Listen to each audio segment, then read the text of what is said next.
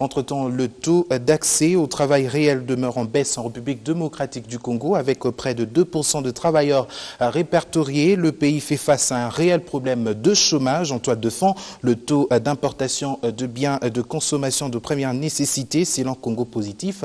D'après la philosophie de ce jeune parti, cette surtaxation n'offre pas les opportunités d'emploi car elle réduise l'impact de la production locale sur le marché. C'est par cette thèse que ces nouveaux partis a fait officiellement son entrée dans la sphère politique congolaise. Congo Positif se donne pour mission de lutter contre le chômage de masse au pays en exigeant au gouvernement congolais de réduire les taxes. Créé dans un contexte social difficile en RDC où le taux de chômage est estimé à près de 80%, Congo Positif, un nouveau parti politique officiellement opérationnel, se charge d'une lourde mission, celle de combattre le manque d'emploi de masse en exigeant au gouvernement congolais l'arrêt des importations des biens de consommation de première nécessité. Pour ces jeunes partis, il faudra que les autorités politico-administratives financent davantage la production locale, seul facteur créateur et porteur d'opportunités d'emploi pour le peuple congolais. Déjà aujourd'hui, nous demandons au gouvernement de comprendre que les gens ont besoin de travailler dans ce pays.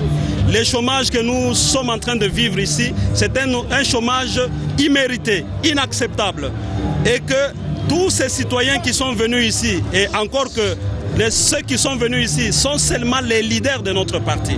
Nous lançons un message pour que le gouvernement comprenne que Congo Positif ne va pas lâcher. Congo Positif va travailler pour que les emplois reviennent, parce que c'est par le travail que les citoyens congolais vont retrouver leur dignité.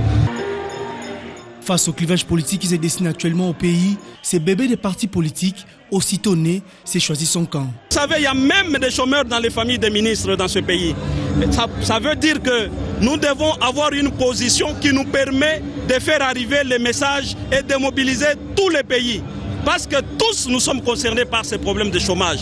C'est un appel à tous les Congolais pour nous rejoindre, pour que nous soyons nombreux à porter ce combat plus haut, afin que le travail revienne au Congo et que ce soit un bon travail qui permet à l'homme d'être nourri par son travail.